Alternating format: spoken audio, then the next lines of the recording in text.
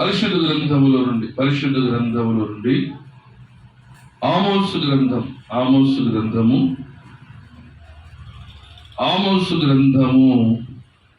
5వ అధ్యాయము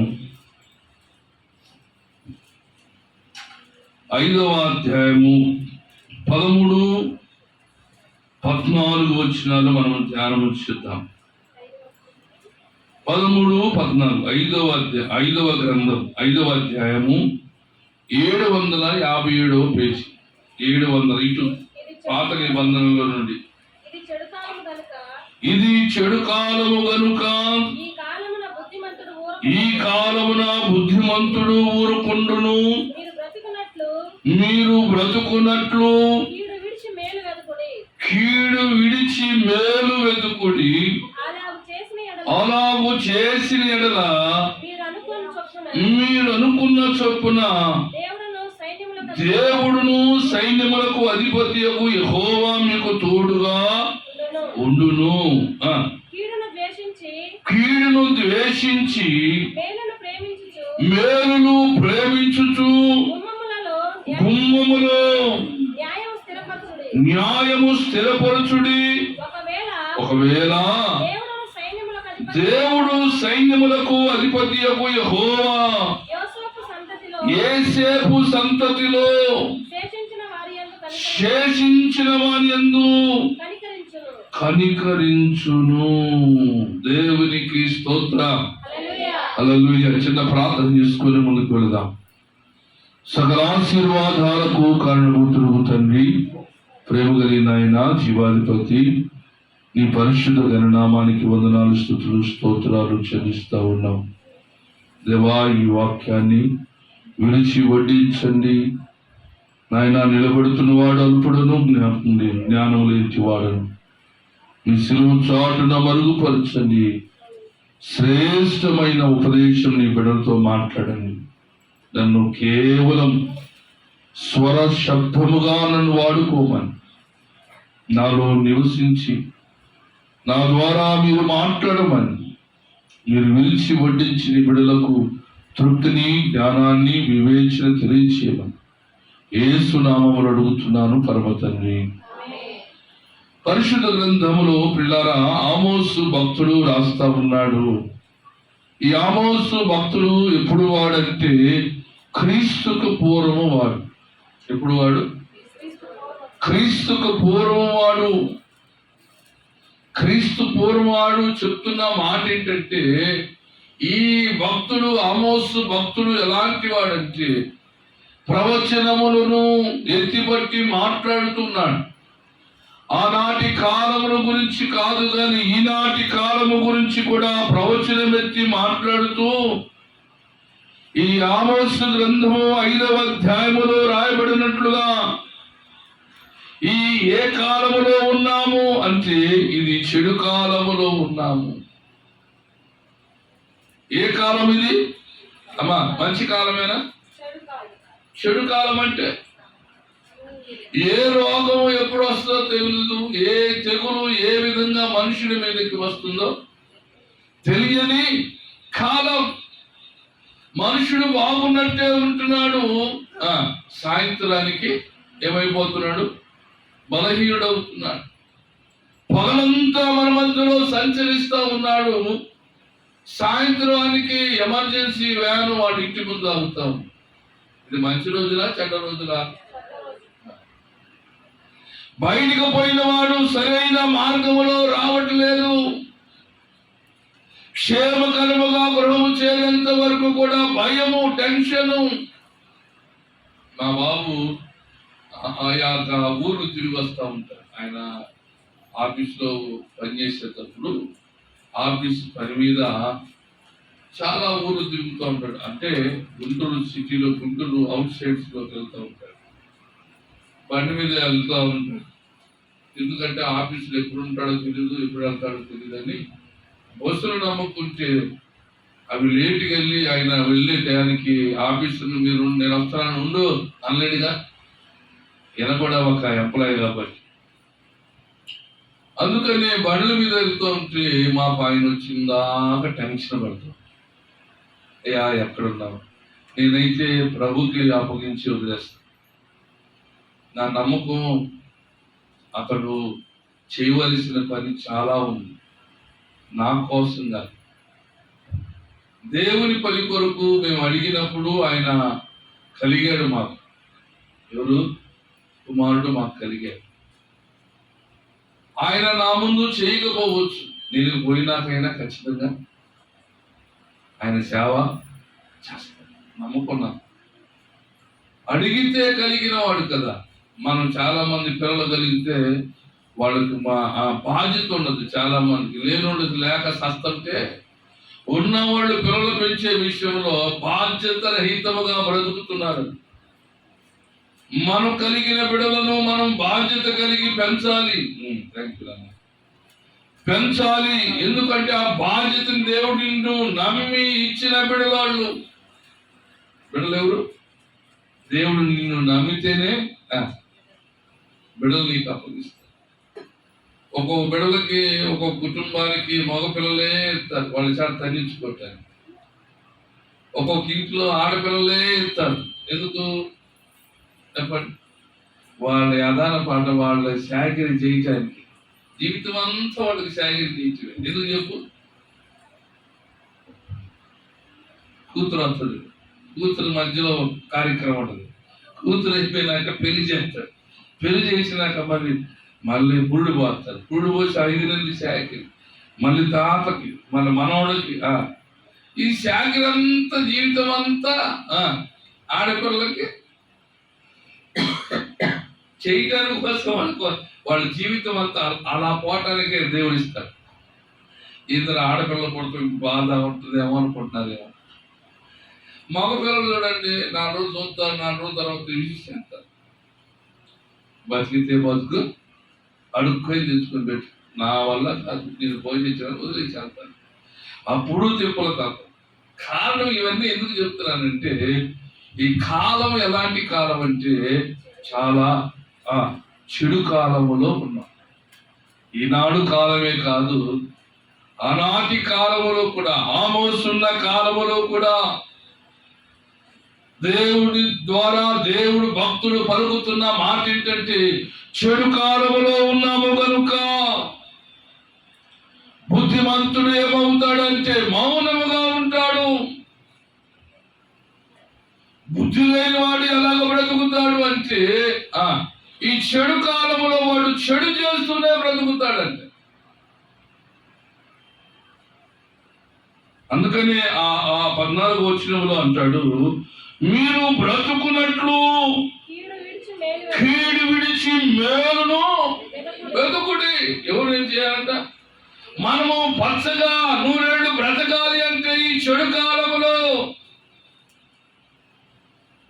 కీడు చేయడం మానుకోవాలి. మనం అనొచ్చు, ఎవరికి నేనే కీడు చేయలే, నాకే కీడు చేశారు అంటారు. కీడు అనేది ఎలాంటిది అంటే, ఇతరులకు హాని కలిగించేదే కీడు అంటారు. ఇతరులకు ఇబ్బందిని కలిగించేదే కీడు. ఇతరులు మనసును నొప్పే విధముగా చేయటమే కీడు. అంతకంటే ఇంకేం చేస్తాం? మనం ఏం చేస్తాం అని చెప్పండి. ఏమైనా చేస్తావా? మనుషులను, ఎదుటి మనిషిని నువ్వేమైనా చేయగలవా? సరే, నువ్వు బలంగా ఉన్నావు, చాలా కండలు తిరిగి ఉన్నావు, 4 గుద్దులు గుద్దుతావు. వాడు గుద్దులేడు, 4 తన్నులు తన్నించుకుంటాడు, వెళ్ళిపోతాడు కదా. వాడు ఎందుకని? వాడు బలహీనుడుగా ఉన్నాడు కనుక వాడు ఏం చేస్తాడు? బలవంతుడి చేతిలో బాధపడతాడు. పోనీ నువ్వు ధనవంతుడవు కదా, నీకు ధన సమృద్ధిని నీవు కలిగి ఉండటం ద్వారా ధనము లేని వాడిని చూసి చులకనగా మాట్లాడుతున్నావేమో. అది కూడా మనకు తెలియకుండానే వాడికి మనం కీడు చేసిన వారు అవుతాం. అంటే అందుకని దేవుని గ్రంథంలో మనకు మీరు బ్రతుకున్నట్లుగా, ఈ భయంకరమైన దినాలలో మీరు క్షేమముగా బ్రతుకున్నట్లుగా, ఏ అపాయము మీ గుడారములకు సమీపించకుండా క్షేమాధారము కలిగి నువ్వు బ్రతికి నువ్వు నీ బిడ్డలు ఎదుగుదలను కనులారా చూడగలగాలి అంటే ఆమోసు భక్తుడు అంటున్నాడు, ఇదిగో కీడు వచ్చు కాలములో, ఈ చెడు కాలములో బుద్ధిమంతుడు ఎలా ఉంటాడంటే జ్ఞానము కలిగి నడుస్తాడు. బుద్ధిమంతుడు అంటే ఎవరు? బుద్ధిమంతుడు అంటే అన్ని విషయాలలో జ్ఞానము కలిగిన. మా అమ్మాయి చాలా బుద్ధిమంతురాలు, అమ్మో దాని నోట్లో నోరేయలేము. మా అమ్మాయి చాలా చూస్తారని చాలా అమాయకురాలు ఉంటుంది. చెప్పండి, నోరు తెరిస్తే గయ్యాల గంప, ఒకడు గయ్యాల గంపలాగా ఉంటారు. నోరు మెలపనే మెలపరు, ఏదో అంతా కూర్చుంది మనకెందుకు అంటాం కదా. పిల్లరా, మనము బైబిల్ గ్రంథములో మనం అనుకుంటాం కీడు అంటే ఏంటి, కీడు అంటే ఏంటి చెప్పండి. కీడు అంటే లోకంలో ఏమంటుంది చెప్పండి? మా ఇంట్లో మా నాన్న చనిపోయాడు, మా నాన్న చనిపోయాడు. మా అమ్మోళ్ళు ఇంటికి వెళ్ళేటోళ్ళు, మా అమ్మోళ్ళు వచ్చారు, మా అమ్మోళ్ళ తరపు చుట్టాలు వచ్చారు. మనిషి చచ్చిపోయి ఉన్నాడు, పెట్టిలో పెట్టారు.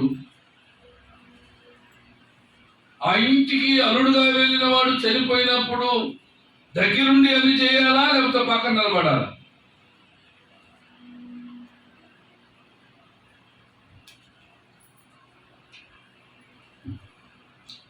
చెప్పండి చెప్పండి, మీరు చేసేయగా ఏది మనం వస్తాం. నాకేం తెలుసు, మీరేం చెప్తే నేను వింటున్నాను అన్నట్టుకున్నారా? అది ఈ పెళ్ళి నా పురాణం లేదండి. ఈపు అంటే ఏంది? ఈపులు ఏమన్నారు, ఏమన్నా ఈ పోడ్లు, ఈ పోడ్లు అంటే ఏంది? పిల్లలు ఇచ్చారు కదా. పిల్లలు ఇచ్చినప్పుడు నా కూతురు వాడి చేతిలో పెట్టాను, వాడు వెళ్ళిపోయాడు. నేను వాడిని, నా బిడ్డను నేను వాడి ఆయన కడదాకా ఇప్పటిదాకా మాతో బాగున్నాడు అని కడదాకా చేర్చుకొని చెయ్యాలా లేదా? ఇంటోళ్ళు బాధపడవచ్చు, వేదన పడుతారు, కన్నీరు కారుస్తుంటారు, దొక్కబడుతుంటారు. ఎందుకంటే 9 మాసాలు మోసిన తండ్రి వేదన పడుతూ కన్నీరు కారుస్తూ వేదనతో ఆడు కూర్చుంటే బయట నుండి వచ్చిన వాళ్ళు ఏం చేయాలి చెప్పండి?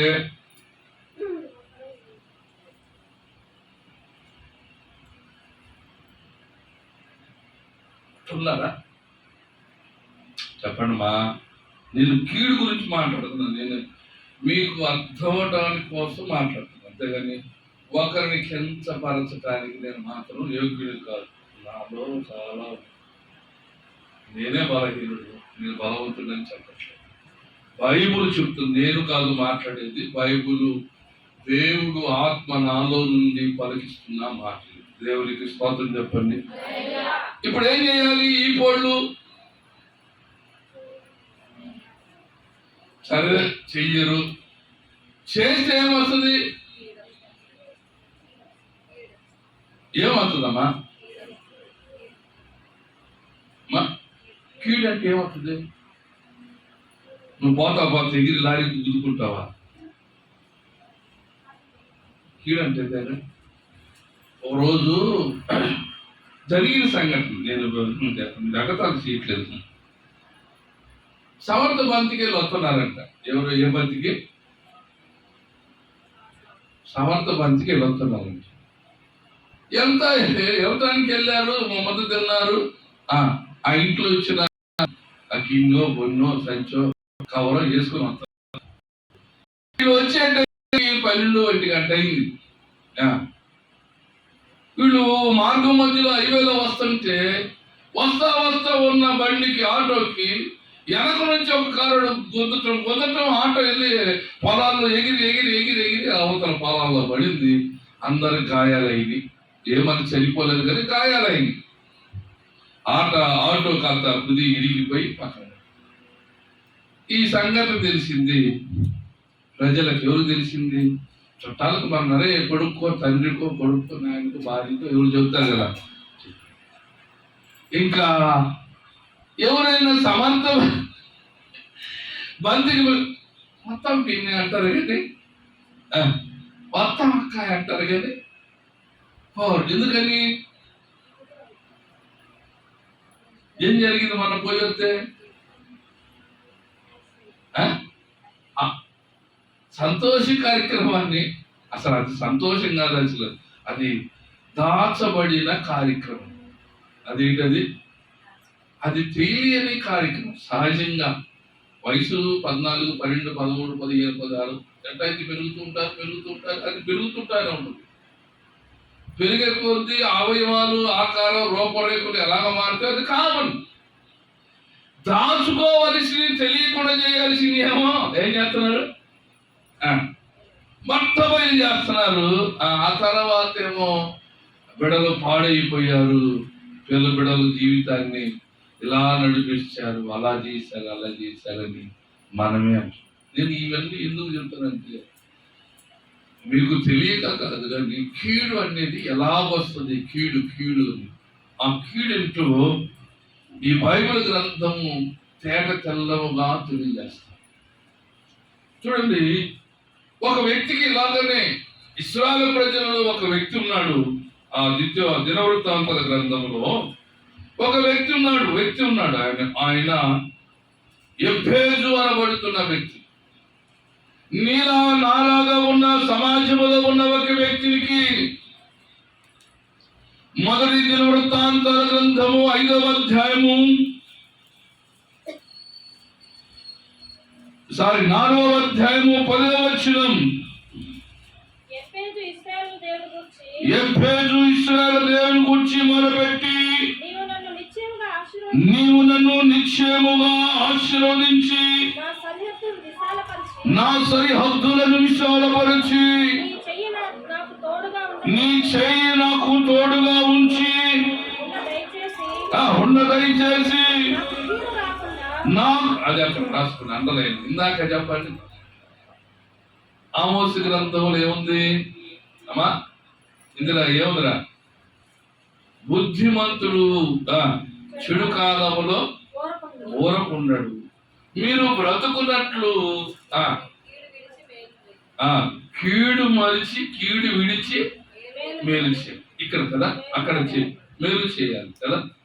ఇక్కడ ఎఫెసు కూడా దేవునితో మాట్లాడుతూ ప్రార్థన చేస్తా ఉన్నాడు. ఏమని అంటే పిల్లలు, మనం అనుకున్నట్లు కీడు కాదు. ఒక మనిషి చనిపోతే ఆ మనిషిని పాతిపెట్టే విషయంలో, ఆదరించే విషయంలో, ఓదార్చే విషయంలో, ఆ ఇంటికి వెళ్ళే విషయంలో, ఆ గడప తొక్కే విషయంలో కీడు కాదు. కీడు ఏంటంటే నువ్వు ఇతరులకు చేసేదే కీడు.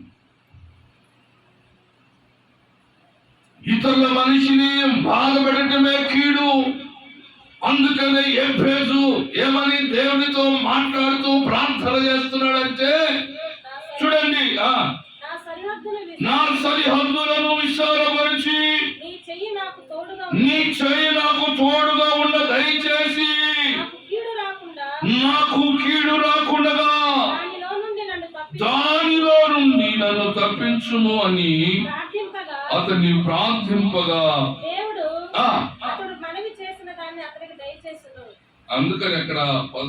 అందుకనే ఎఫెసు తను కలిగిన ఆ మనస్సును బట్టి ఎఫెసు ఎలాగ ఉన్నాడు అంటే ఇతరులకు కీడు చేసేవాడుగా లేడు. ఎఫెసు ఎలాంటి వాడంటే అతనుకు తన అన్నదమ్ములు, రక్త సంబంధికులు, పిల్లలను ఆదుకునేవారు చాలా మంది అతను మనస్సును ఏం చేశారంట? గాయపరిచాడు. అరే నువ్వు వ్యర్థుడవు, పనికి మానుడు, ఎందుకు పనికి రాని వాడవు, అసలు మా జాతిలో ఎలా పుట్టావురా, మా ఇంట్లో ఏదో బతికుంది ఎలా పుట్టావురా, పనికి మానేవాడా, మా వంశంలో లేరా ఇలాంటి సన్నాసి ఎదవలని చాలా భయానకమైన పరిస్థితిగా ఎఫెసును మాట్లాడితే, ఎఫెసు పరాక్రమశాలే, బలవంతుడే, జ్ఞానం కలిగిన వాడు ఏం చేశాడు అంటే ఆమోసు గ్రంథములో మనం మొదటి వచనం చదువుకున్నట్లుగా ఆమోసు 5వ అధ్యాయము ఏమనంటే చెడు కాలములో బుద్ధిమంతుడు అంటే అతనున్న స్థలము అతనున్న పరిస్థితులు ఎలా ఉన్నాయంట, చెడ్డదిగా కనబడింది. పరిస్థితులు అనుకూలముగా ఎఫెసుకు అనిపించలేదు. అందుకని ఎఫెసు తొడగొచ్చి నాకంటే రెండు వచ్చిన తలం తీసేస్తానని నోటికి వచ్చినట్టు మాట్లాడరా. చేతి బలమును బట్టి విసరలేదు. ఎలాగ ఉన్నాడంటే ఎఫెసు దేవుని సన్నిధిలో ప్రార్థన పరుడు. ఎఫెసు ఎలాంటి వాడంటే దేవుని మీద ఆనుకునేవాడు. ఎఫెసు ఎలాంటి వాడంటే దేవునితో సహవాసము చేస్తూ బ్రతుకు దినాలన్నీ కూడా ప్రభుతో కృపాక్షేమాలు పొందుకునేటానికి దీన మనస్సుతో ఆయన ఉన్నవాడు. దేవునికి స్తోత్రం చెబుదాం. హల్లెలూయా, హల్లెలూయా. ఎఫెసు మనసు ఎలాంటిదంటే ఇతరులు వచ్చి అతన్ని హింసిస్తున్నా, బాధ పెడుతున్నా, కష్టపడుతున్నా, సురకర భావం చేస్తున్నా, నిర్లక్ష్యం చేస్తున్నా, అమర్యాదగా ప్రవర్తిస్తున్నప్పటికీ కూడా చెప్పండి ఎలా ఉన్నాడు? మౌనంగా ఉన్నాడు. ఎందుకు మౌనంగా ఉన్నాడు? చేతకాని వాడా? చెప్పండి. ఈ రోజున పిల్లని కదిలియారు. చెప్పండి, పిల్లని కదిలి 10 సంవత్సరాల్లో పిల్లల్ని కదిలిస్తే వాడు పెద్దోడు నీ తెలియదు ఎవరుమా, నీకేం తెలుసా, నీకేం తెలుసా అని ఎదురాడుతూ ఉంటాం. కానీ అంతటి బలవంతుడైన ఎఫెసు దేవుని చేత ఆశీర్వదించబడ్డాడు. దేవునికి స్తోత్రం. ఎలా ఆశీర్వదించబడ్డాడంటే అతను మౌనముగా బుద్ధివంతుడు వలె ఉన్నాడు. అంచెలంచెలుగా ఆశీర్వాదానికి వారసుడిగా ఉన్నాడు. ఇశ్రాయేలు ప్రజలకు ఒక తలమానికగా ఉన్నాడు. ఇదిగో ఇశ్రాయేలు ప్రజల పక్షాన యుద్ధము చేయడానికి బలవంతుడుగా ఉన్నాడు, పరాక్రమశాలిగా ఉన్నాడు. ఎఫెసు ఎలాంటి వాడంటే పిల్లరా దేవునితో సహవాసం చేసేవాడిగా ఉన్నాడు. దేవునికి స్తోత్రం. అందుకనే మనము ఇతరులకు మేలు చేస్తే దేవుడు మనలను ఆశీర్వదిస్తాడు. చెప్పండి, మనము ఇతరులకు మేలు చేస్తే, ఇతరులకు మనము నొప్పించకుండా వారితో సహవాసం చేస్తే, అంటే వాడికి కీడు చేయకపోయినా పర్లేదు అంటారు. మరి నువ్వు పెట్టకపోయినా పర్లేదురా, సింధూరా అని పిలిచావుగా, వీడికేమో ఆకలి అవుతా ఉంటుంది. వచ్చిన కనపడంగానే ఏమంటారు చెప్పండి, అన్నదిరా అన్ననుకో, ఈ మనిషి ఏముంటది, కడుపులో ఆకలి ఉన్నా పైకి మాత్రమే వద్దులు నా తర్వాత తింటాను.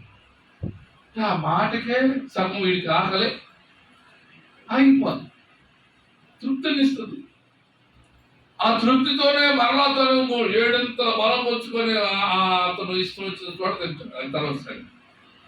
ఎందుకు మనం ఆ బైబిల్ గ్రంథంలో చూడండి, కీర్తనకారుడు అంటాడు ఈ మాట గురించి. కీర్తనలు 37వ కీర్తనలో ఒక మాట ఉంటుంది. మాట 37:27 అనుకుంటా మాట కీడు చేయటం మాని మేలు చేయము. ఏమంటే కీడు చేయటం మానివేయాలి. ఎవరికి? ఇతరులకి నువ్వు కీడు చేయటం అంటే ఇతరులను చులకనగా మాట్లాడటం, లెక్కలేనితనము, నీచముగా చూడటం, నిర్లక్ష్యముగా ఉండటం. అలా నీవు ఉంటే ఏమవుతావంట?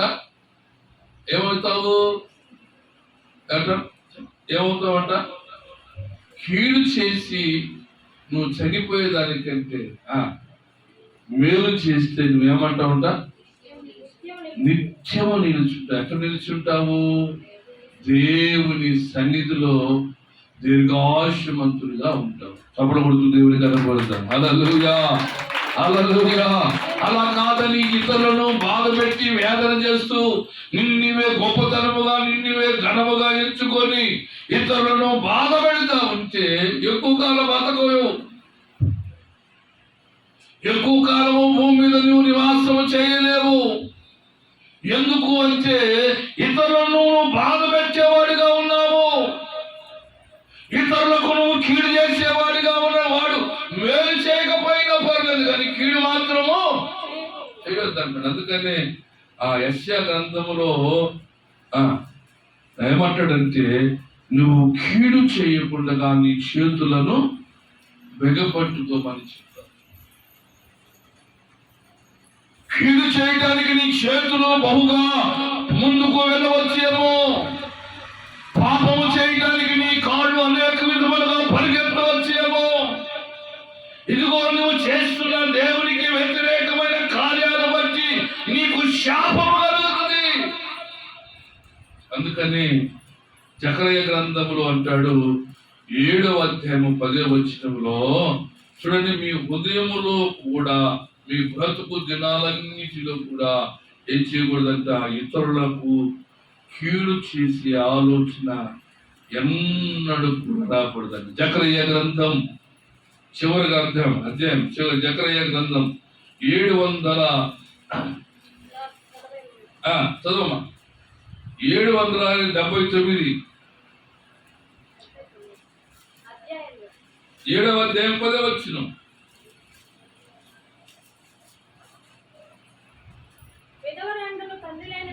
విధవరాండ్రులను తండ్రి లేని వారిని పరదేశులను దరిద్రులను బాధ పెట్టకుడి. మీ హృదయమందు సహోదరులలో ఎవరికి నీ కీడు చేయవు తలంచుకుడి. అయితే ఆలకింపనొల్లక మూర్ఖులై వినకుండా ఏం చేశారంటే ఇశ్రాయేలు ప్రజలు వాడు మా ముందుకు వచ్చి ఎవరు అక్కడ ఎవరినంట, విధవరాండ్రులను తండ్రి లేని వారులను పరదేశులను దరిద్రులను ఏం చేయకూడదంట, ఏ విషయంలో కూడా బాధ పెట్టకూడదు. నా దగ్గరికి మనకి ప్రతి సంవత్సరం ఒక సందర్భం జరుగుతూ ఉంటుంది. మనం 70-80 వేలు కట్టి లైన్ లాక్కున్నాం. ఈ లైన్ కరెంట్ లైన్ లాక్కున్నాం. అది ఎవరు వైరు? ఎవరు వైరు? అది మనది. డబ్బు కట్టాను కాబట్టి వైరు నేను కొనుక్కొని వాళ్ళకి ఇస్తే వాళ్ళు నాకు వేశారు లైన్. ఓరకైలా ₹1,00,000 అడిగారు ఈ స్తంభానికి ఒక చిన్న ట్రాన్స్ఫార్మర్ బిగించాను. నేను నా వల్ల కాదంటే 80,000 దాదాపు 54,000 చిల్లర కట్టాను మనకు డీడీ. తర్వాత పైన ఖర్చులు కాకుండా అది కడితే మీటర్ ₹400 వేశారు. మీటర్ 2 వైర్లు అల్యూమినియం వైర్లు కలిపి ఇటు చుట్టుకుంటూ తీసుకొస్తే మీటర్ అంతా 400 వేశారు. 350 మీటర్లు అనమాట. ఈ లైన్కి ఇది నా లైన్, నేను వేసుకుంటా. నా లైన్ మీద ఎవరు కలవటానికి లేదు. కావాలంటే మీరు అక్కడి నుంచి లైన్, ఎవరైనా కావాలంటే అక్కడి నుంచి లైన్ తెచ్చుకోవాలి కదా. ఈ లైన్కి ఏమో నాకు కొత్త వాళ్ళు వచ్చినప్పుడల్లా అంటే నేను ఈ మాట ఎందుకు చెప్పానంటే ఇది చదివించా. ఏమో చదివించాను అమ్మా, పరదేశులను విధవరాండ్రులను తండ్రి లేని వారిని దరిద్రులను ఏం పెట్టకూడదు. వాళ్ళు వచ్చినప్పుడు ఆ పొలం ఆయన ఆ లైన్ మ్యాన్తో మాట్లాడతాం, లైన్ మ్యాన్ వేరు పిలవటం, లైన్ కలపకపోవటం, లైన్ నేను 2 రోజులు వరుసగా రాను కదా, నేను ఉన్నాను కదా. సరే 2 రోజుల తర్వాత నేను వచ్చి దూరంగా లైన్ లాగుతున్నాను. ఫస్ట్ సారి అడిగితే సరే వేసుకున్నారా, అయిపోయింది రాజుగారు అన్నాడు. పానీలండి తీసేస్తాను. నేను అన్నాను, అయ్యా తిండి తిప్పల కోసం, బాధ కోసం ఆ ఊర్లో పరిస్థితి లేదు. ఈ ఊరికి వచ్చారు. ఈ ఊరికి వచ్చి ఎక్కడికి వచ్చారు? దేవుని మందిరం ఎదురుకి వచ్చి దేవుని మందిరం ఏం చేయాలి? పరదేశులు ఏం చేయాలి? ఆశ్రయము ఇవ్వాలి. నేను ఇప్పుడు వాళ్ళ ముందు కానీ నా వైరు తీసే ఎవరు అసలు మీరు అన్ని తగాలు పెట్టుకుంటే వైరు చెప్తాడు రాజుగారు. ఇప్పుడు వచ్చిన వాళ్ళకి కంటికి నేనేమవుతాను?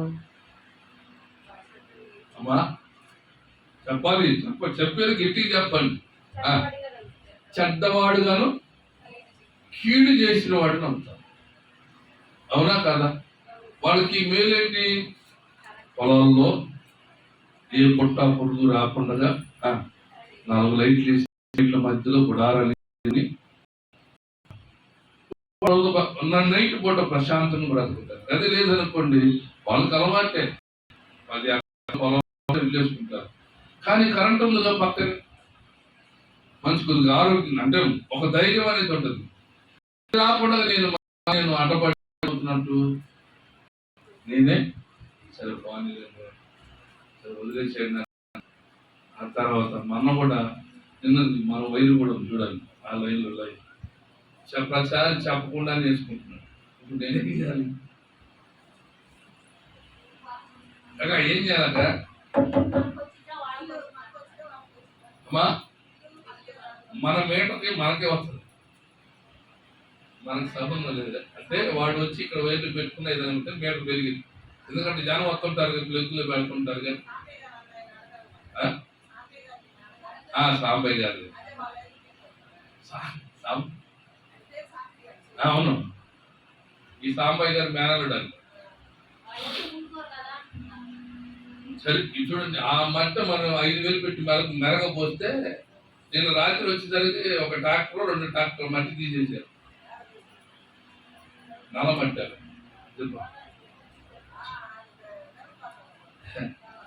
అంటే నేను పెద్ద బుద్ధిమంతుడు కీడు గురించి చెప్తున్నాను. కీడు గురించి ఏమన్నాడు ఇక్కడ జకరియా గ్రంథంలో? ఏమన్నాడంటే మనము ఇతరులకు చేసే ఇబ్బందే ఏమైందట?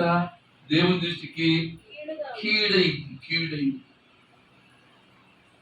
మన సంఘంలో కూడా కదండి, మన సంఘంలో కూడా దేవుని మాట వినకుండా దేవుని దృష్టి ఎదుట మీరు మూర్ఖ స్వభావం ఉంటే, సేవకుడు మాట వినకుండా, దేవుని మాట వినకుండా, సంఘములో పెద్దలైన వారి మాట వినకుండా మీరు ఉన్నారనుకోండి, ఏమైనట్టు? అమ్మా 7వ అధ్యాయము 10వ వచనం ఏముంది అమ్మా? విధవరాండ్రులను, తండ్రి లేని వారిని, పరదేశులను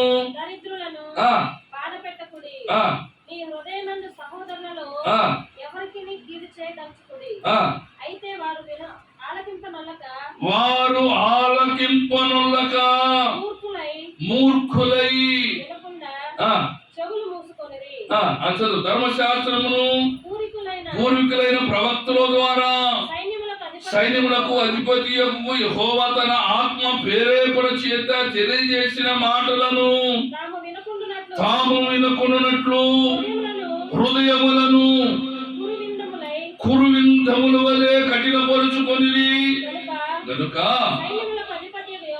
సైన్యములకు అధిపతి యెహోవా నుంచి మహాఉగ్రత వాని మీద వచ్చింది. ఎప్పటికి చెప్పండి? ఎవరి మీదకి? ప్రవక్తలైన దేవుని సేవకుల యొక్క మాట నువ్వు వినకపోతే, సంఘములో పెద్దలైన వారి మాటలు వినకపోతే, దేవుని పనిని నువ్వు నిర్లక్ష్యం చేసినా దేవుని దృష్టికి ఏమవుతుంది? దేవుని మందిరానికి నువ్వు రాకపోయినా, నిర్లక్ష్య స్వభావం వహించినా ఏమవుతుంది దేవుని దృష్టికి? అసలు నువ్వు బ్రతికున్నావంటే దేవుని దయ. చెప్పండి ఏమైంది?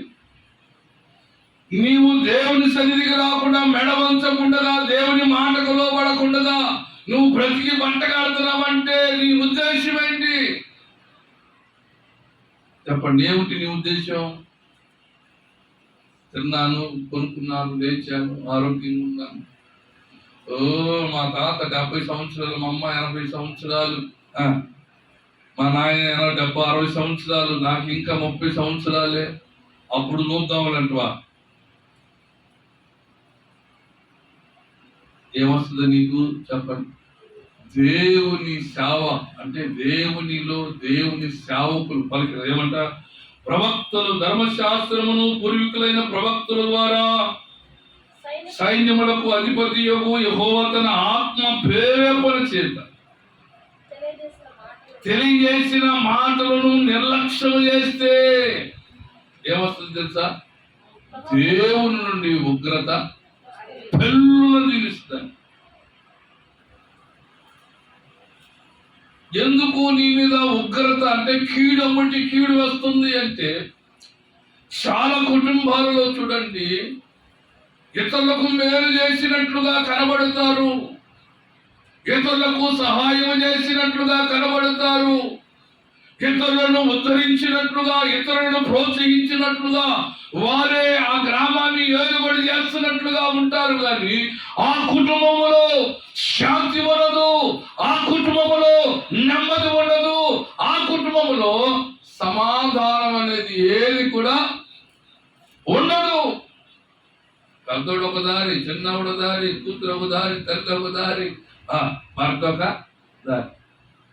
సమాధానం లేని ఆ పరిస్థితిలో రావడానికి గల కారణం చెప్పండి? సేవకుల మాటను లోబడికి బ్రతకపోవటం. ఎందుకని వారి మీద కంట పెళ్ళున సహోదరులను ఎవరికి కీడు చేయ తలంచుకుడి.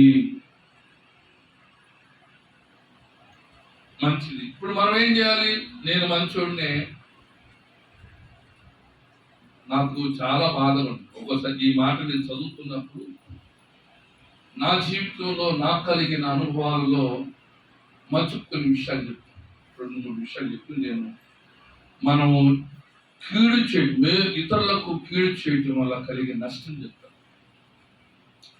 నాకేం నష్టం కలదు. నేను సేవకుల మధ్యలో అవమానించబడ్డాను, చెప్పండి. స్నేహితుల మధ్యలో అవమానం కలిగింది, అడపదడప నా ఇంట్లో కూడా చెప్పండి చిన్న చూపు. ఎందుకని చెప్పండి? ఎందుకు?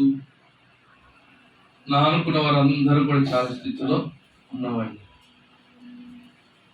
నేను బయట పనికి వెళితే ఆ స్థితి వేరే ఉండేది. ఈ సేవకు వచ్చిన తర్వాత నేను మీకు చెప్తున్నాను, అంటే మీకు పైన గంభీరంగా గంజి కొట్టేసుకొని మీకు కనబడొచ్చేమో. ఒంటరిగా ఏడ్చుకున్న రోజుల్లో ప్రతిరోజు ఏడుస్తారు. కనబడకూడదు పైకి. ఏం కనబడకూడదు అట్ట? లోబితనంగా, దీనస్థితికి, అడుక్కునేవాడిగా. చాలా మంది మందిర పరిచర్యలో పుస్తకాలు ఇచ్చి తిరుగుదాం అన్న వాళ్ళు ఉన్నారు. నేను అన్నాను, పుస్తకాలు వేసి నేను తిరుగుతున్నా ఏసయ్య అడుక్కునేవాడు కాదు. ఏం చెప్పాను? అడుక్కునేవాడు కాదు. పుస్తకాలు వేయించడానికి నా దగ్గర 25 పుస్తకాలు ఉన్నాయి. మనోళ్ళు ఒత్తిడి చేస్తే వేయించి, ఏ పుస్తకం దగ్గర నేను అసలు ఎవరింటికి మీ దగ్గరికి వచ్చాను, పుస్తకం పట్టుకుంటున్నా నా దగ్గర మా మందిరం కడుతున్నామని ఊరు తిరుగుతేవాడు చాలా మంది ఉన్నారు. సేవకులైతే స్టిల్ వెళ్తానికి తీసుకెళ్తారు, ఉపయోగించుకోవడానికి ఉపయోగిస్తారు, చులకన భావంతో మాట్లాడుతున్నారు, హేళన చేస్తా ఉన్నారు. నేను ఒకటే చెప్పాను, నేను ఒకటే అనుకుంటా, నా దేవుడు నన్ను పిలిచాడు, నన్ను ఏ రోజైనా ఒక దినాన ఆశీర్వదిస్తాడు. దేవునికి స్తోత్రం. ఆ ఆశీర్వాదానికి నేను పొందుకుంటున్నాను. నాకేమి లేకపోవచ్చేమో, నా స్థితి ఈ స్థితిగా నాతో ఉన్న వారికి కంటి కనబడొచ్చువేమో, కానీ నా దేవుడు వాళ్ళందరికీ ఉన్నాడో లేడో నాకు తెలియదు, కానీ నా దేవుడు నాతో ఉన్నాడు. దేవునికి స్తోత్రం. అందుకని నేను బాధపడతాను, వాళ్ళతో మాట్లాడుతూ ఆగేస్తాను. ఇప్పుడు పాపం వాడిది, వాడు మూట కట్టుకుంటున్నాడు, కట్టుకొని నేను వదిలేస్తాను. మళ్ళీ వాళ్ళు ఫోన్ చేస్తే మరలా వెళ్తా, మరలా పలకరిస్తా, మరలా వాళ్ళకి అంటే సహాయం చేస్తా. మా ఇంట్లో వాళ్ళు అంటారు, నువ్వు వెళ్ళటం ఎందుకు, అనిపించుకోవటం ఎందుకు, బాధపడటం ఎందుకు మా ముందుకు వచ్చి. అంటే మనం క్షమించామనుకో దేవుడు వారిని చూసుకుంటాడు. ఏం చేస్తారు చెప్పండి? మనం క్షమిస్తే మనం తీర్చుకోవాల్సిన పగ, మనం చేయాల్సిన కొట్టలాట, మనం తగాడాల్సిన పరిస్థితి ఎవరు ఆడతారు? దేవుడు నీ పక్షాన ఉంటాడు. ఎప్పుడు? నువ్వు తగాదకి నోరుకి నోరేసినప్పుడు కాదు, చెప్పండి, చేతికి చెయ్యేసినప్పుడు కాదు, తొడగొట్టినప్పుడు కాదు. వాడు తొడగొట్టినా, మీసాలు మెలేసినా, నిన్ను తీసుకెళ్ళి దెబ్బలో విసిరేసినా ఇంతకంటే ఇంకేమైనా అయిందని లేచి వచ్చిన అప్పుడు దేవుడు నీ పక్షాన యుద్ధము చేస్తాడు. అలా కాదని నిన్నువే పూనుకున్నావనుకో, ఆ ఇతరులకు చేసిన కీడు వంటి కీడు నువ్వు కూడా మనిషికి దేవునికి ఎలాగుంటావంటే, మొదటి పేతురు పత్రికలో 3వ అధ్యాయంలో ఒక మాట ఉంది. మొదటి పేతురు పత్రిక 3వ అధ్యాయము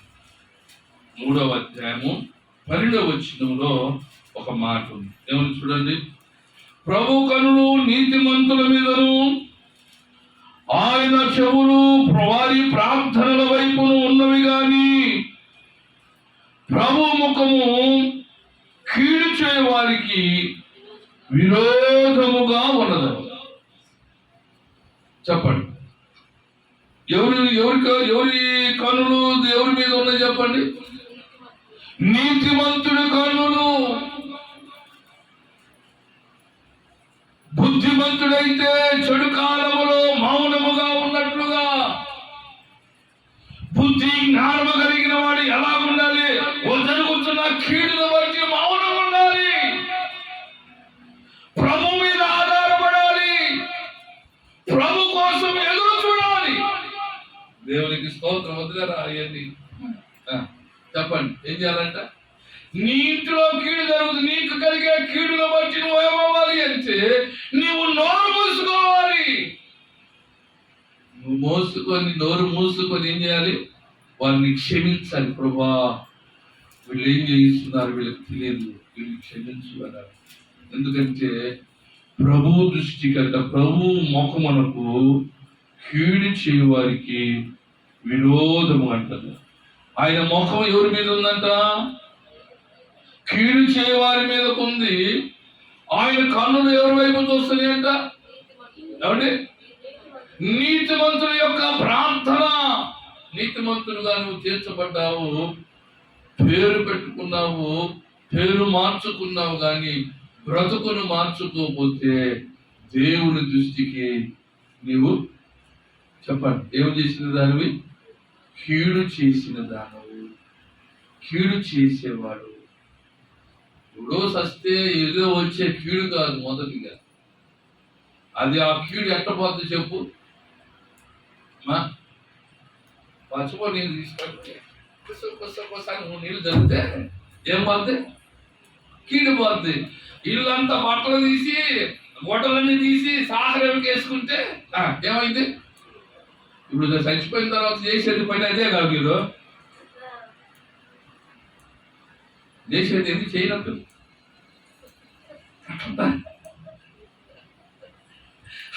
కీడుదేముంది? బట్టలు ఉతుక్కున్నా పోతుందా, పసుపు నీళ్ళు చల్లుకున్నా పోతుంది.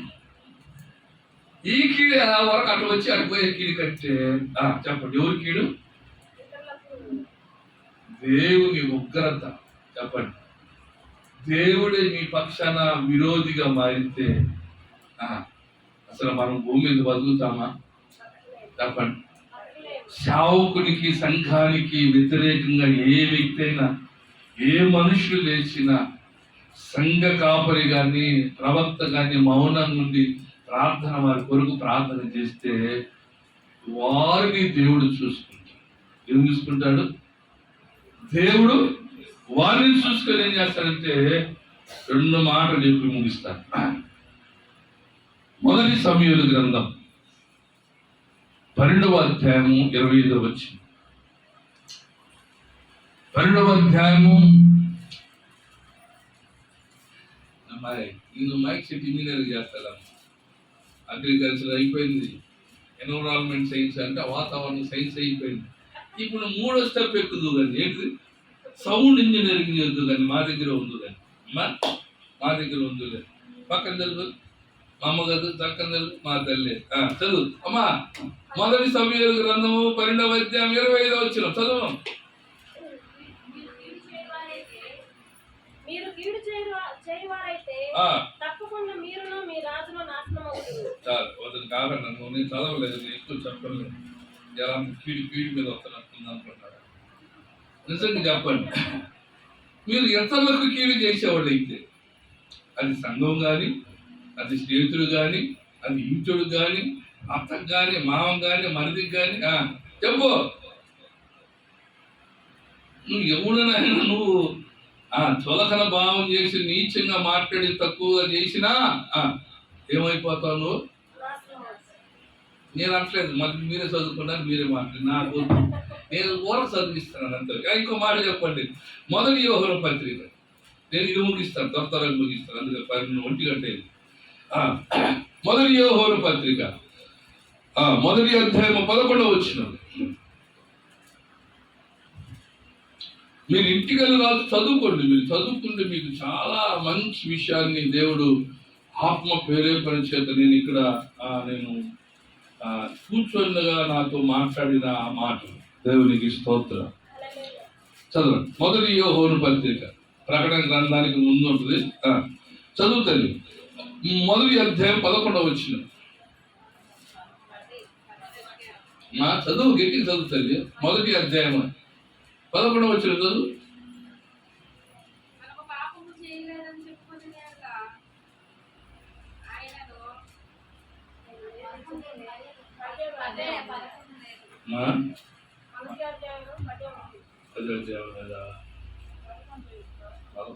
పది చదువు సారీ 10 చదువు.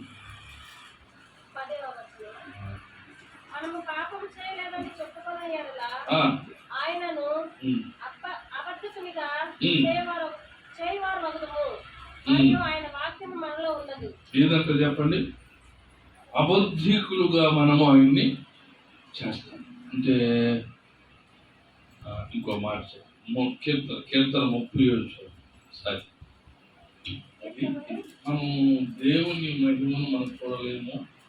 ఇది ఒక మాట అక్కడ గబక్కనే రన్నింగ్లోకి వచ్చి రాశాను. చదువు 37:9. 37:9. కీడు చేయవారు నిర్మూలమగుదురు. చాలు చదువురా. యెహోవా కొరకు కనిపెట్టువారు దేశాన్ని స్వతంత్రించుకుంటారు. కీడు చేస్తే ఇతరులకు కీడు చేస్తే ఇక మళ్ళీ కీడు ఏదో నువ్వు ఎదుటడానికి అనవాతాను. కీడు అనేది నువ్వు మదిలో పెట్టుకో. నువ్వు ఏం కీడు చేస్తున్నావు నీకు ఆలోచన తెలుసు. నాకంటే చాలా జ్ఞానవంతులు మీరు సిల్పర్ వాళ్ళు. ఈ జ్ఞానం కలిగిన వాళ్ళు కనుక నేను ఈ మాట ఎత్తకుండా కీడు కలిగి చేస్తే నువ్వేమైపోతావు? నాశనం అయిపోతావు. దుమ్ము కొట్టుకొని పోవాలి. ఏమంటావు? పాపం వచ్చినప్పుడు ఏమంటావు? మట్టి ఈ రోజులకు అంత క్లాస్ పెరిగింది కానీ కాక మన చిన్నతనంలో తగాద ఆడితే తగాద వస్తే ఏమనేవాళ్ళు? నా చిన్నతనంలో నడిచాడు అక్కడికక్కడ తిట్టి అరిసి ఓపిక లేకపోతే ఆ మట్టి తీసుకొని ఎత్తి పోసేవాడు.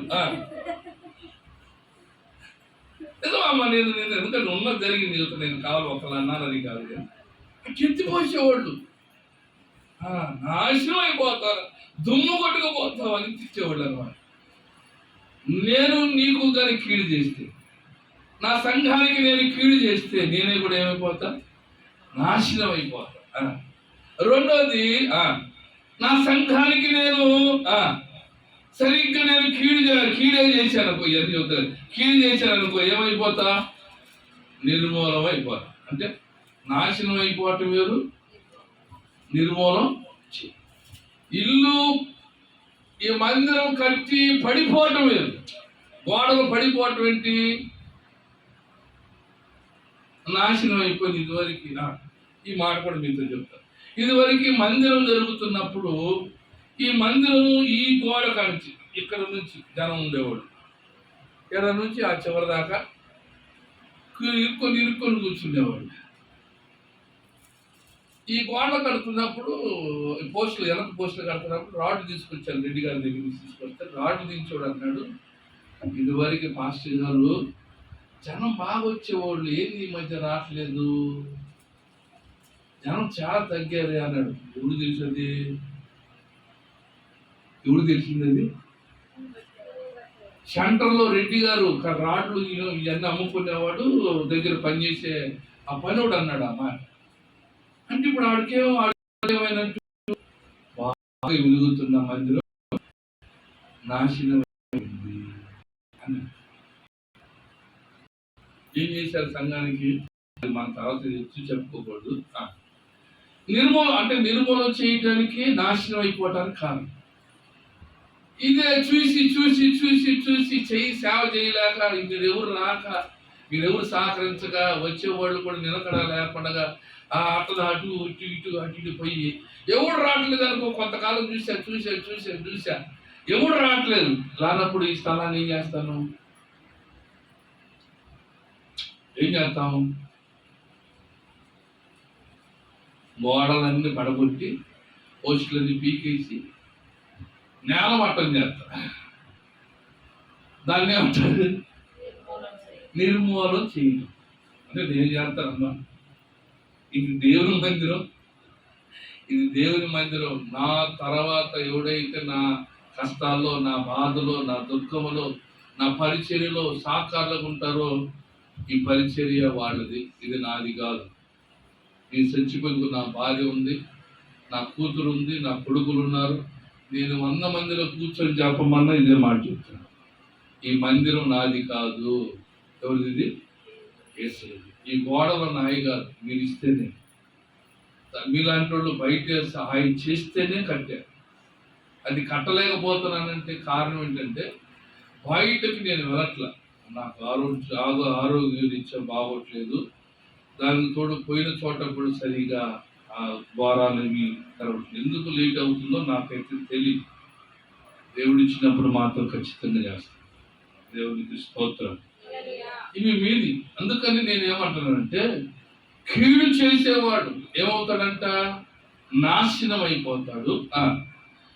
కీడు చేసేవాడు ఏమైపోతాడంట? నిర్మూలమైపోతాడు. కీడు చేసేవాడు వాడి జీవితంలో ఇంకో అనుభవం ఏమొస్తుందంటే, సామెతల గ్రంథము 19వ అధ్యాయం, సామెతల గ్రంథము 19వ అధ్యాయము 26వ వచనం. తండ్రికి కీడు చేసి తల్లిని తరిమివేయవాడు. ఇదేంటండి? ఎవరిని ఏమొస్తుంది? ఎవరికి చెప్పాలి?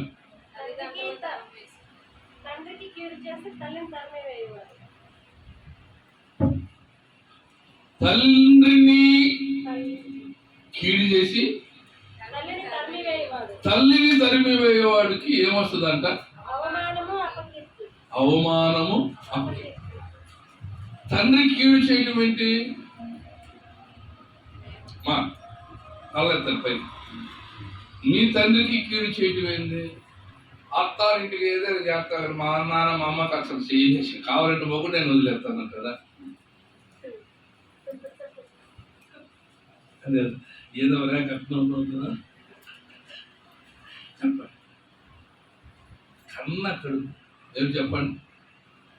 9 మాసాలు మోసిన తల్లికి తెలుసు వాడు పుట్టుక, వాడి కొరకు ప్రయాసపడేవాడికి తెలుసు వాడి జీవన స్థితిని కొరకు. ఒక బిడ్డ బయటికి రావాలంటే ఎంతమంది దగ్గరికి భార్య భర్తలు ఇద్దరు తిరిగి తిరిగి తిరిగి తిరిగి తిరిగి తిరిగి తిరిగి ఆ కడుపులో ఒక నలుసు పడటానికి అంత ప్రయాసపడతారు.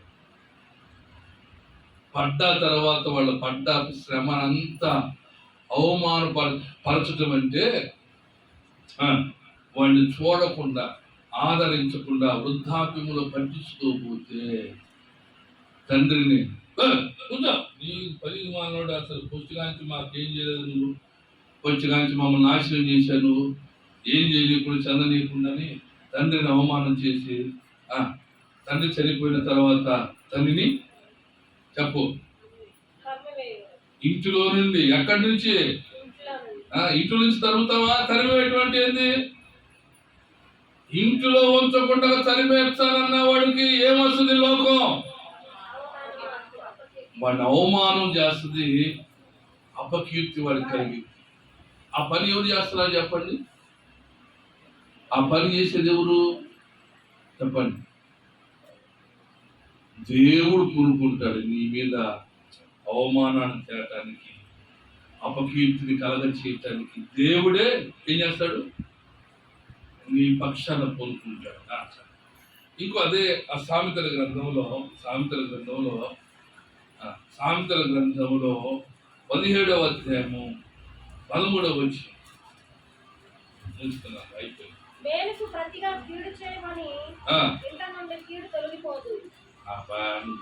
అట్లా సరిగ్గా అర్థమైంది. మేలుకు ప్రతిగా కీడు చేయవాడి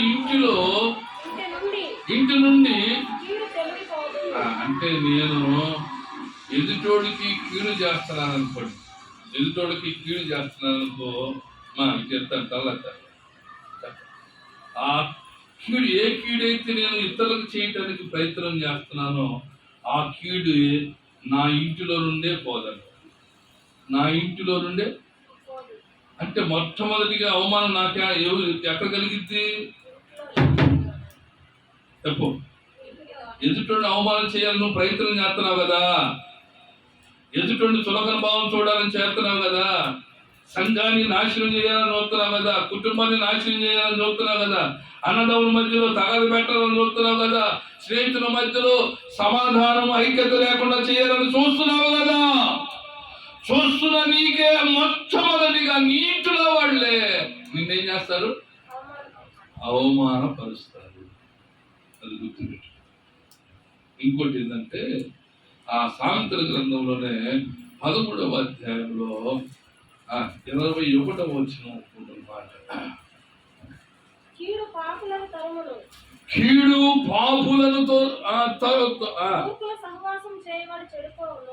మళ్ళీ ఇచ్చిన ఇంకోసారి తల్లి. కీడు పాపులను తరుమును,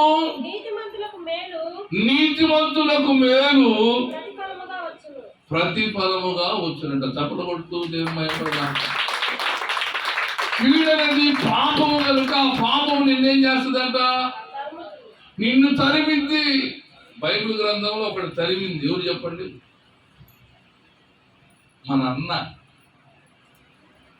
ఎవరు? మొట్టమొదటి పుట్టిన కయ్యూను తన తమ్ముడు ఏం చేశాడు? మొట్టంగానే అది దేవుని దృష్టికి ఏమైందమ్మా? పాపమైన కయ్యూను ఏమైపోయాడు? దేశ దిమ్మరి అయిపోయాడు. చెప్పుకోవటానికి సరైన స్థలం లేనివాడిగా నాశనమైపోయి దేశ దిమ్మరైపోయి ఏడాడ తిరిగాడు. ఎక్కడెక్కడ ఉన్నాడో తెలియకుండా అయిపోయాడు. నీవు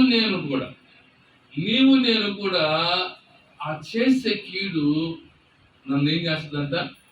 తరిమి నీ కనులు ఎదుట మీరు చూడండి. ఇప్పుడు సంఘాన్ని పాటు చేసిన వాళ్ళు ఇంతమందిలో సంఘాన్ని కానీ సమాజాన్ని కాదు కానీ కుటుంబాలు పాడు చేసిన వారి కుటుంబాలు బాగా ఉన్నాయా?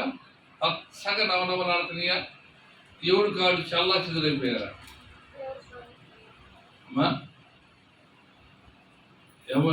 మీకు తెలీదా? మీ కన్నుల ముందు మీకు కనపట్లేదా? పల్లెలో కానీ బయట తెలిసిన వాళ్ళు మన కళ్ళు ఎదుట కనబడుతున్నాయి. ఆయన చూస్తా కూడా మనం నడుచుకోకపోతే మనం అంత మూర్ఖులు ఎవడు.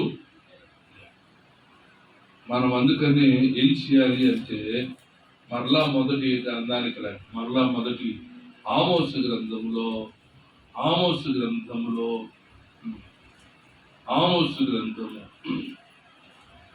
మరలా రండి. ఆమోసు గ్రంథము 5వ అధ్యాయం 14వ వచనం చదివితే మరలా చదువుకున్నది మళ్ళీ చదువుకుని ముగించుకున్నాం. ఆమోసు గ్రంథం 5వ అధ్యాయము 10వ వచనం, 14వ వచనం.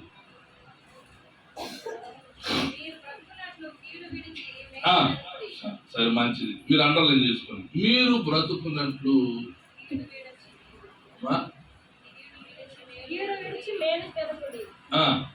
అలాగ చేసిన యెడల మీరు అనుకున్న చొప్పున దేవుడును సైన్యములకు అధిపత్యగు యెహోవా మీకు తోడుగా నుండును.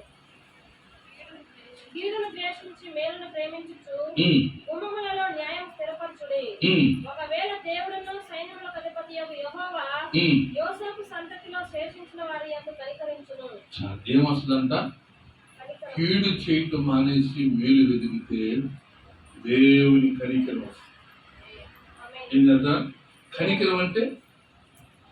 చాలా ప్రసంగం, చాలా ప్రసంగం. కనికరం అంటే ప్రేమ, వాత్సల్యత, అనురాగం, ఆప్యాయత, మమకారం. ఇవన్నీ ఎవరి దగ్గర దొరుకుతావు చెప్పు?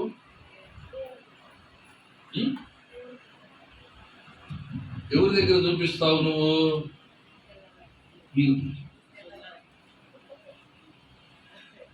వాడు ఇన్ని చేసిన అన్నం తినేటప్పుడు ఒకటి పోసినా సరే ఎంత కనికరమో, ఎంత ప్రేమో, ఎంత వాత్సల్యతో. వాడు అక్కడేడుతో మా భాషను గారు ఇక్కడ ఈ బజార్ అనుకోండి, అవతల గట్టులో 2 ఎకరాల అవతల రోడ్లో రోడ్డు ఉంది. ఆ రోడ్లో ఆ లైన్ చివరి నా కొడుకు వేసేవాడు. వాడు 10th క్లాస్ దాకా పిల్లల చేత తగ్గించుకుంటానే ఉన్నాడు. వాడు అక్కడ ఏడిస్తే మా పాస్టర్ గారు చేసి ఉన్నాను పిల్లడు ఏడిచాడు, తక్కువ లేదు ఎక్కడ ఏడ్చుకుంటే నీకు తెలుగు ఊరుకో అంటే. ఇప్పుడు ఆ మమకారం, ప్రేమ, ఆప్యాయత ఎవరి మీద ఉంది? కొడుకు మీద. వాడు పోయిన మార్గంలో ఎంతసేపు పెడుతుంది, వాడు అక్కడ కూర్చున్నాడు. రైట్, నా కొడుకు ఇక్కడ ఉన్నాడు, ఈ మూల మీద నా కొడుకు మధ్యలో ఉన్నాడు. ఎక్కడ? మధ్యలో, ఇళ్ళ మధ్యలో, రోడ్డు మధ్యలో ఆడుకుంటున్నాడు. నా కొడుకు ఇప్పుడు వాడిని ఆడుకుంటూ ఆ చివరికి వెళ్ళాడు. వాడు మధ్యలో ఉన్నాడు నా కొడుకు. అమ్మ నా కొడుకును వచ్చేసారని అక్కడ ఉరికెత్తింది. ఎందుకంటే కనికరం మీద చెప్తున్నాను. ఇది చెప్పడం చాలా ప్రసంగం లేదని ఆ కనికరం నీ మీదకి వస్తుంది. చెప్పండి, కనికరం నీ మీద ఉంటే నువ్వు అడిగినదల్లా చేతికి వస్తుంది. చెప్పండి, నువ్వు అడగాలే కానీ, ఆయనకి నచ్చినట్టుగా నువ్వు ఉండాలే కానీ, ఆయనకి ఇష్టపడే బిడ్డగా నీవు నేను ఉండాలే కానీ, అడిగేదానికంటే ఊహించు వాటికంటే అత్యధికంగా దేవుడు నీకు. అలా కాదని మెడవంచని జనంగా ఉండి కుటుంబానికి, వ్యక్తులకు, సంఘానికి, సమాజానికి కీడు చేయాలని నువ్వు తలంచావా? ఆ తలస్తే మొట్టమొదటికి పోయేది నువ్వే. ఎవడు చివరి మాట చెప్తాను, ఎవరు తీసుకున్న గుంటలో ఏం పడతారంట? మనం అంటాం కదా, మనం ఏమంటాం? ఎవడు తీసిన గుంటలో కనుక దేవుడు నిన్ను ఆ గుంటలోనే నీకు నీవే కాలు జారి వాడిని నెట్టాలి, ఎన్ని నెట్టాలని చూశారంట. అభ్యర్థులకు ముగ్గురు నెట్టాలని చూశారంట. నడతానికి పోయినోళ్ళు చచ్చిపోయారంట. అవునండి, నడతానికి పోయినోళ్ళే ఆ మంట సెగకు తగిలి ఒళ్ళు కాలిపోయి చచ్చిపోయారంట. కానీ ఆ అగ్నిగుండంలో పడ్డ వాళ్ళు మాత్రం వాళ్ళ ఇంటికల వాసన కూడా, కాలిన వాసన కూడా రాలేదంట.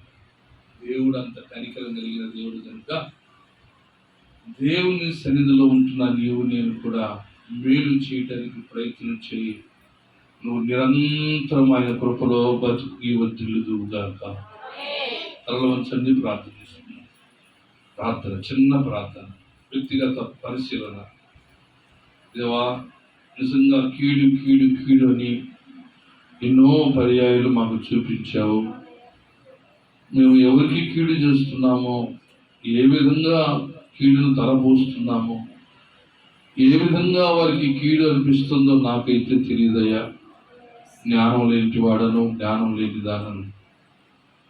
దేవా, మేము ఇతరులకు మేలు చేసేవారుగాను, ఇతరుల కొరకు ప్రార్థన చేసేవారు గాను, ఇతరులకు సహాయం చేసేవాడిగాను, ఏ ఒక్కరిని కూడా కించపరచకుండా, బాధ పెట్టకుండా, మనసు నొప్పించకుండా, మౌనముగా ఉన్నట్లుగా నీ జ్ఞానాన్ని నాకు అనుగ్రహించండి. చెప్పబడిన ప్రతి మాట నా హృదయానికి తగులున్నట్లుగా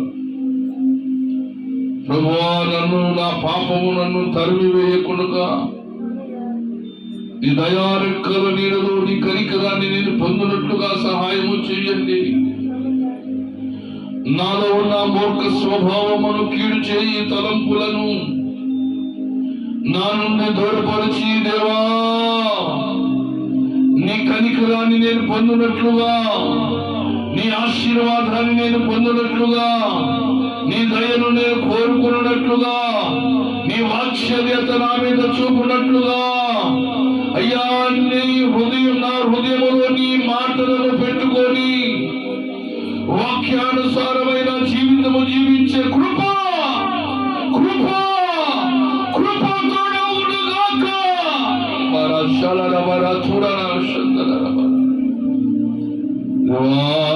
మీ సన్నిధి మాకు అనుగ్రహించండి నాయన. నీ మహిమలో మమ్మల్ని మీరు జ్ఞాపకం చేసుకొని ప్రభువా, మా జీవన శైలి మార్గము నాయన నీకు విరోధముగా ఉంటే ఆ విరోధమే మా పాపముగా మార్చబడి మమ్మలను తరిమి వేయవారిగా కాకుండా, నిర్మూలపరచబడేవారుగా కాకుండా, నాశనమైపోయేవారు కాకుండా, నిందలు అవమానాలు నాయన మా మీదకు రానియకుండా మమ్మలను నీతిమంతుల యొక్క ప్రార్థన వైపు నీ కనులు చూచినట్లుగా, నీతిమంతుల వైపు నీ కనులను చూచినట్లుగా నీ సన్నిధి కాంతిలో మమ్మల్ని బలపరిచి సహాయం చేయమని దేవా, ఎత్తబడిన వాక్యాన్ని నీరు కట్టి ఫలింపచ్చు. విన్న ప్రతి మాటను తండ్రి వారి హృదయాల్లో భద్రపరుచుకొని వాక్యానుసారమైన జీవితంలో జీవిస్తూ నిన్ను మహిమ తెచ్చే బిడ్డగా ఉన్నట్లుగా సహాయము చేయబడి మీ చేత ఈ పేజు వలె ఆశీర్వదించబడటానికి సహాయం చేయమని మహిమా ఘనత ప్రభావం మీకు అర్పిస్తూ యేసుక్రీస్తు నామములో ప్రార్థన చేసి అడిగి పొంది ఉన్నాము పరమ తండ్రి.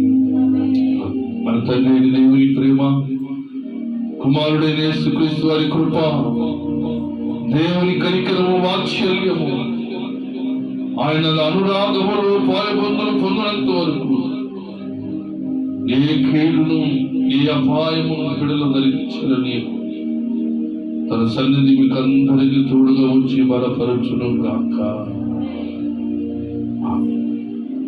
అందరికి వందనాలు. దేవునికి స్తోత్ర గారా. మరి ఈ పాంప్లెట్లు రాత్రి పంచాము. సాయంత్రం మరి స్కూల్ గ్రౌండ్ దగ్గర మీటింగ్ ఉంది. నేను కంటిన్యూషన్గా 16 సంవత్సరాలు, ఇది 16వ సంవత్సరంలోకి వచ్చినట్లు అన్నమాట. 2 సంవత్సరాలు తిరిగిన తర్వాత 3వ సంవత్సరంలో చిన్న మీటింగ్ పెట్టి స్థిరమైన పరిచర్య చేయటానికి దేవుడు ఆ దినాల్లో రెడ్డిపాలెంను, నెహెమ్యా గారిని, నా ఆత్మీయ తండ్రి అయిన శేఖర్ గారిని తీసుకొచ్చి ఇక్కడ మీటింగ్ పెట్టడం జరిగింది. అది పురస్కరించుకొని ఒకరోజు కూడికను పెట్టాను. దేవుడు ప్రేరేపించబడిన ఆ దినాన్ని బట్టి మరి ప్రార్థన కూడికను ఏర్పాటు చేయడం అనేది, అందరూ కూడా మీ పక్కన వారిని కూడా తీసుకురండి. దూర ప్రాంతంలో నుండి దైవజనులు వస్తూ ఉన్నారు. ఏ దైవజనుడు వస్తాడో తెలియదు. మీ కొరకు ప్రార్థన చేస్తాను. దేవునికి స్తోత్రం. మీ కొరకు ఆయన ప్రయాసపడి మీ మధ్యలోకి వస్తూ ఉన్నారు. ఆత్మపూర్లైన వారు ప్రార్థన చేస్తే అద్భుతాలు ఆశ్చర్యమైన కార్యాలు జరిగించే ఆ దేవుని ఆత్మ అభిషేకము కలిగిన వారు ఈ ప్రకరణ వారు కూడా తీసుకున్నారు. కోరికను దేవుడు జయకరంగా జరిగినట్లుగా ప్రార్థన చేయండి. మరి సాయంత్రం నేనైతే భోజనాలు అనుకున్నా, మా ఇదాపు భోజనాలు అనుకున్నా, మరి ఈ పూటే మాకు భోజనం లేదు. చెప్పండి.